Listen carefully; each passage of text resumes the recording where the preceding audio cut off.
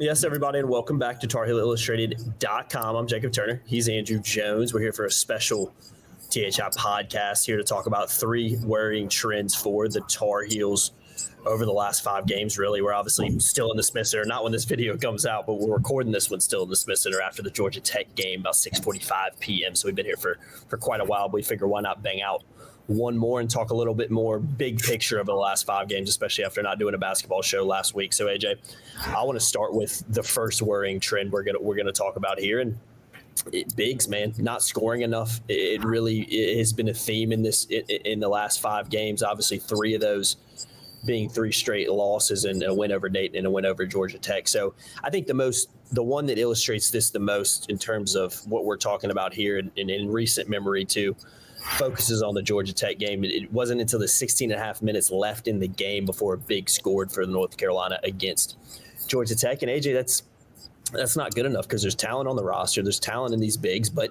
again, when your bigs aren't producing, that's obviously going to be a big focus amongst Carolina fans because they're so used to the bigs being so dominant, at North Carolina. But it's also, I think, been the biggest talking point this season so far. I think we talked about it in 3 things a little bit. I do think the bigs, maybe the lack of not having a dominant big that fans like to talk about, gets scapegoated a little bit because I think there's other issues that this team has, and I don't think they have to have a dominant big to be really good. We've seen it at points this year, but they need them to contribute, and they need them to do a lot more than not scoring a basket until 5 minutes into the second half. So that's the first thing we need to focus on, and I think it's probably the biggest thing that I know for a fact it's the biggest thing that's top of Carolina fans' minds right now. Yeah, that number, 16 and a half minutes left in the game, was when somebody taller than 6'4" scored for the Tar Heels. It's a wild stat. Let that soak in. And I'm going to go back to the beginning of the year. There was 10 or 11, no, it was about 10 minutes left in the Kansas game. Mm-hmm. The first time a big shot a free throw this season. So this is a problem that began the minute they took the floor against Elon, and it's still a problem. It's gotten worse. Like, there is no post offense. They had that role, the bigs roll, catch, go up and score. They don't have that anymore. There is no put the ball in the block and have someone score. I know that people are going to say, well, they're just not good enough. Jalen Washington can do that. His head is in a fog right now. There's no doubt about it. But I don't think Van Allen Lubens is. I think there are ways you can get him looks where he can post somebody up because he gets down low. He's very sound fundamentally. He's got a strong lower body. He gets his rear into a guy and he can post up. He makes himself available, and he can finish around the basket. But that's not even on the repertoire most of the time offensively. So what they've done is they've compounded a problem where they don't have a big they can dump it into and have him go for 25. They don't have that right now. I think Lubin can get you a lot of points by establishing that down there and then being forced to be guarded in other spots. But they're essentially giving that away. It's almost like a football team that decides to go away from the run. They're just going to pass, and you get a beat on the quarterback. We've seen teams before in college football, for example, pass 60 times a game, and you look and they scored 21 points. You're like, what the heck? You pass that much, you score more. So just dinking and dunking. This team's like that in basketball. They're not using the run game in the paint enough. They're not trying to get something out of that to make them more balanced, so they have to be guarded in a different kind of way. We've seen teams go to zones against them because they don't really have to worry about what's inside. They go to the 1-3-1, so they handle the top and they handle the wings. And they become dribble, standing, passing, and they're of no use down low.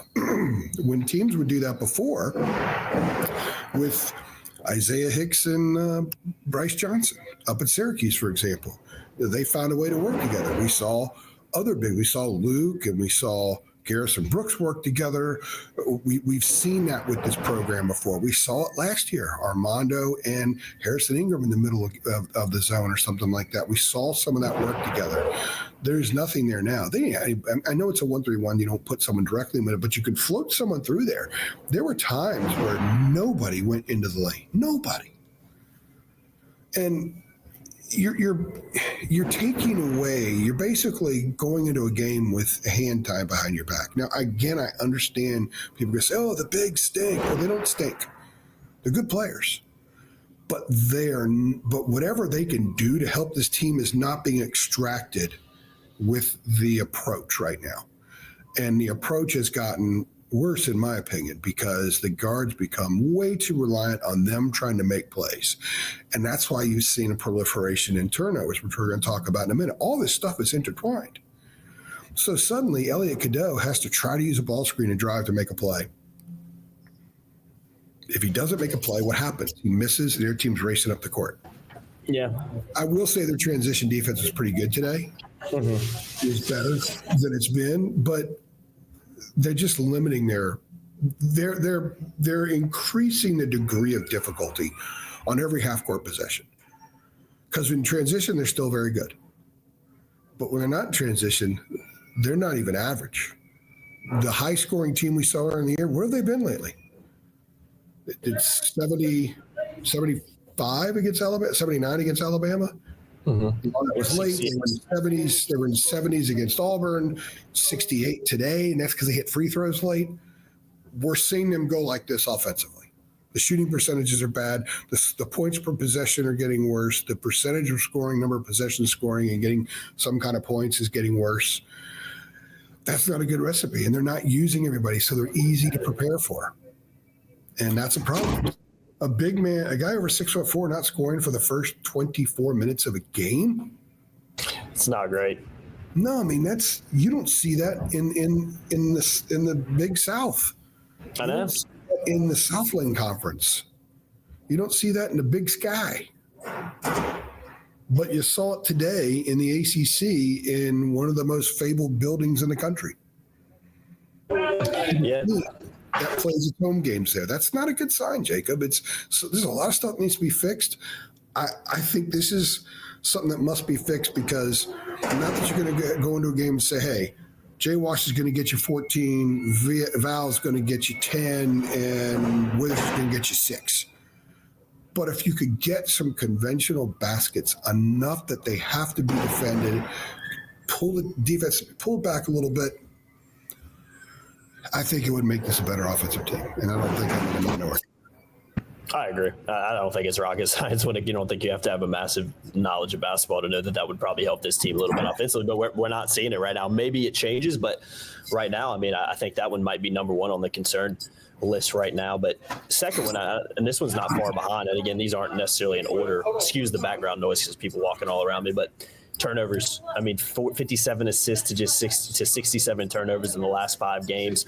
Not to pick on Elliot Cadeau, but 23 turnovers in the last 5 games. Career high 7 against Georgia Tech. AJ, that's when your bigs aren't scoring, and you're also turning the ball over a lot.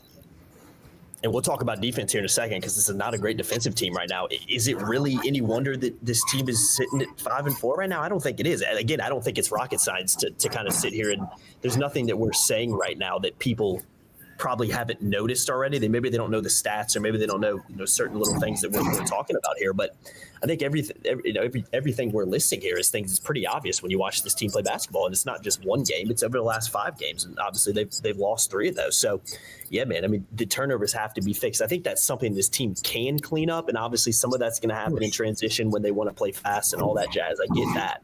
I think turnovers can be cleaned up maybe a little bit easier than getting the bigs involved more and getting them back to where they need to be. But 57 assists to 67 turnovers, man. I mean, that's stinky, AJ. That's not good. It's not good at all. 10-18 against Georgia Tech, which is today, but we're running this not today. An average power conference team would have won by 10 to 15 points in this building today, would have beaten Carolina. They didn't play an average team, so they got to win. They were fortunate. They survived 10-18. They're not going to survive 10-18 again on the schedule, with the exception of maybe LaSalle and Campbell. Maybe Miami, because they're horrible. But they barely survived it today against a bad team missing 2 starters. So this problem goes to what I was just talking about. They become a team that operates in a lot less space than they should, because they have basically the only time the lane is a factor for them is when a guard gets in there. So they become easier to defend. So there aren't as many passing lanes. I also think, as Adam Smith rightfully and smartly asked Hubert after the game Saturday, is your team too loose with the ball? I think another way of saying too loose with the ball is too nonchalant. They're not strong with the ball. They're careless with the ball. some of the passes that I've seen Elliot Cadeau try to make in the last 5 games, I never saw him try to make before. What do you think that is? What do you think that is? It's repeating itself. It's a trend. It's no longer a surprise to look up and see him with 4 turnovers. He's got, I don't know, how many assists did he have today? I have it written down. Give me 1 second. I'd have to put my glasses on. It was 4 assists, 7 turnovers. Okay, so he's got 24 assists and 23 turnovers in the last 5 games. This is a guy that wants to be a first-round NBA pick. He's been nothing at all like a first-round NBA pick. I thought he was playing that way when they went out to Hawaii, and we saw vocal Elliott. We saw leadership Elliott. We saw take over stuff Elliott. We saw shoot threes Elliott. That's kind of gone away in some respects. He shot a couple today, Saturday finally. But that's it. But we've seen very frustrated Elliott. We've seen whining Elliott. And I'm not picking on him. I'm just using him as an example because he's so damn important for this team. So when Hubert talked about players that are stressed, and Seth talked about it, and RJ talked about it Saturday, Elliott's a guy that's been stressed. He obviously has been stressed. He's not playing anywhere near his capability, and he's making the kinds of mistakes he's probably never made in his life at the volume he's making them right now. I think it's a guy trying to do too much. Look at some of his drives. His layups a few weeks ago are almost at the rim. His layups now are like runners off the glass. He's not getting to the rim as much. It's almost like, especially even like that, the Michigan State game, he missed that wide open layup. It's been an ever since then. But he was struggling a little bit before then. So I think the turnovers begin with him because he's the point guard and primary ball handler. But other guys are doing it. I mentioned, I think in our 3 things, I've never seen a team with more different guys that have ball screen fouls while setting ball screens than this team has already had. And there are older guys doing it. They got a 24-year-old graduate student who had one Saturday that is head scratching, and he's had a few. They had the ballyhooed freshman have one on Saturday against Georgia Tech, and Drake Powell, he finally got into the mix. There's a lot of guys are. The guards aren't using the screens that great, but the screens aren't that great. There are times they nudge a little bit, and they could get one called, and they don't. So all that stuff leads to turnovers and a lack of cohesion and the appearance of a lack of chemistry. And then you've got a team that's missing a lot of shots, and their best player is not shooting at anything like he did a year ago. He's pressing. He had acknowledged Saturday that he's pressing some and that he's thinking about it. It's affecting him. So a lot of these assists that go to him and he misses the shot, that's not an assist because he misses the shot. And then frustration starts to set in because your best player's not bailing you out like he did a year ago. What happens then? I just think that there's so much cloudiness and so much crap in their heads right now that everything that they set out to do on the court, they're fortunate if they can get to 65% of that. So that means more turnovers than assists. Because usually teams are going to be at like maybe 17 assists and 9 turnovers. But if you reverse that and you only achieve 65% of that being a standard, you're going to have more turnovers than assists. That's what we've seen. Absolutely. Another aspect of the game of Carolina's, season so far that needs to change going into the rest of it if they want to have a more successful season they've had over the last, couple of weeks. But last thing, AJ, defensively is something Hubert talked about in his post-game press conference. I mean, maybe some players had it on too, but just being too quiet defensively. I forgot what Hubert's direct quote was, but he said something along the lines of, I've never seen a really good defensive team, not talk and not be super vocal. And I mean, that's, again, I keep saying, team in general. Yeah, exactly. And I hate to say it, but, it's being vocal on both sides of the ball, especially defensively, it's so incredibly important. Communication is big in every sport. I mean, again, everything we've said here, it's not rocket science. If you played sports at a relatively high level, or just played, sports growing up at a relatively high level, you understand a lot of these things, especially when it comes to basketball. But again, they're not being vocal enough. And again, I think that's something that can easily be fixed. I don't want this to just be some incredibly negative podcast. We are focusing on worrying trends. So obviously it has a little bit of a negative connotation. All 3 of these things are fixable.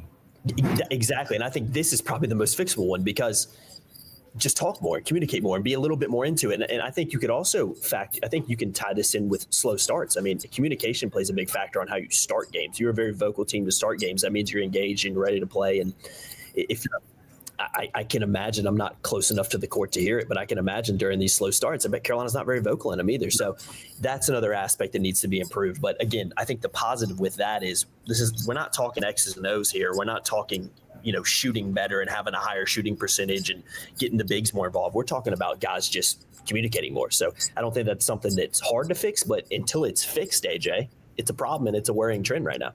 Well, we did talk about getting the bigs more involved, but I understand what you're saying. Remember what I told you the night from Memphis when we did our three things afterward. We had the good fortune of sitting right behind the scores table in the bench. I was right behind Hubert a lot and could hear 90% of what he was saying. And I could also hear on defense, especially it was in the first half when Memphis was shooting at the basket in front of the Carolina bench, Jalen Washington was communicating. He was barking. Yeah. And that's gone away. In fact, I even made the comment, man, he was talking more, and I remember Armando talking before. Do you think that's a confidence thing with players? Like when they're low on confidence, they stop talking a little bit? His confidence is just really, really off right now. And I feel bad for the guy because, look at his free throw, his three-point shooting. He's a good three-point shooter. He's over the season. I think, was it you standing out there with me today? Yeah, him and Tyson. I said, Tyson. And I said, look how comfortable and confident they are right now because it's catch and shoot stuff and there's no pressure. They're hitting everything. Swish, swish, swish, both of them. And they get in the game and everything changes. It's so much of it's up here. So as far as the communicating, he's the guy that sees the most, so he has to communicate the most because he sees everything as the ball's in front of him more than anybody else. But it's other stuff too. And when you look at the lack of rotation, the times where it almost looks like if you could do a snapshot in certain sequences, two guys look at each other and say, you going to get him or am I going to get him? And if you have a split second of that indecision, that's enough for a player to cut, get the ball, go up and score and contest it. Georgia Tech had a lot of contested shots around the basket. Guys that shouldn't have one. Like Nathan George is a nice player, but he should never have an uncontested shot in a half-court offense in the lane. Never. Ever, ever, ever. And that's part of the problem. We've also seen it on closing out on shooters. We've seen guys either not bust it, which is on them, or the communication about where there might be where they might need to switch or something like that, and they choose not to switch. It's either called and it's not heard, or it's not called, but it should be called, and a guy gets a wide open shot and they don't close out a three-point shooter. There's a lot of things defensively communicating will just make better. I gave out a percentage earlier. It'll make things 30, 35% better if you just communicate properly and everybody's hearing. That fixes that problem a little bit. Now, they still need to be better. They still need to pressure the ball better. They need to do a better job of going over screens and not nonchalantly going under screens, all that kind of stuff. But, man, they got to communicate. They can't be so quiet. Hubert told us in October this is the quietest team. It's a very quiet team. Quietest team he's been around. I wrote a piece about it being a quiet team. That tells me that this is a group that comes in the locker room at halftime, and they're down 10, and coach doesn't go in there just yet, and no one's talking. Yeah. Or someone's like, come on, man, we got to get better. There were times last year where Hubert didn't need to go in the locker room at halftime because he had Harrison Ingram, Cormac Ryan, and Armando Bacot in there. They would make sure everybody got the picture.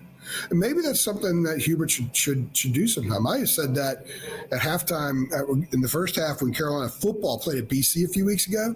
I turned to somebody sitting next to me. I said, this may be one of those times where there should be no coach in the locker room the entire time. Let the players figure it out. It would almost be wise for Hubert if they're struggling against LaSalle next week at halftime. Just don't even go in there.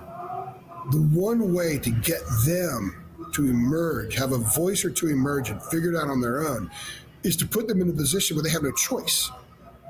Because they've heard Hubert's halftime speeches enough now. They heard him enough of these rally the troops halftime speeches before Thanksgiving. So try something different. I also think this week in practice, now they have exams, they're finishing up exams, so maybe they won't do as much stuff. I think maybe the best thing for this group also is just step away for a couple of days before coming back.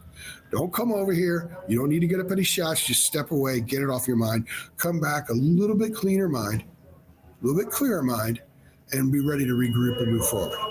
Because a lot of what they're doing right now is psychological, And a lot of what they're doing right now, I think some mandates from the top need to tweak a little bit because they're not getting a lot of it, or they're not getting the mandate. And that would be concerning if they're not getting the mandate. I had myself muted. Sorry about that. Got some workers. I can see a lot of action going on. We should probably close this out because there's a basket going by. See that? Did get me some free cookies though. Did you really? Shout out that guy. I don't know his name. Shout out that guy that just gave me some free cookies. I would check the cookie if I were you. Yeah, sure. It's a good point. I will check it out. Crumble though. I haven't had it in a long time. Maybe he hates Tar Heel Illustrated. He might, man. He might have been like, I'm gonna spit. Maybe it's Chad on Twitter. I had Chad in my mentions a couple of days ago. Actually, I think I have him muted. I have him muted. You're freezing up, but we're gonna do some stuff this week. I'll have a lot of drops. I'm looking to try to get a conversation about the basketball Tar Heels with David. People love those conversations. So maybe, I don't know about Sunday because I think we're going to be, this is Monday now, so I'm speaking in advance, even though people are hearing this later. I have a feeling we're going to be very busy with some other stuff on Sunday. So we'll get stuff. We don't have a basketball game until Saturday. You and I will have a basketball show this week and probably something football related in addition to the introduction of a new football coach. So lots of stuff still going on, but we're going to hit it hard with basketball. I'm going to crunch a crap load of numbers. Yeah, the basketball side, and I'm not going to make them free. So you got to sign up $8.33 a month for 1 year subscription. Simple as that, and you can have all that juicy stuff at your fingertips. Yeah, man. Links in the description below. Appreciate y'all watching as always. Make sure you like, share, subscribe, and we'll see y'all next time. Thanks.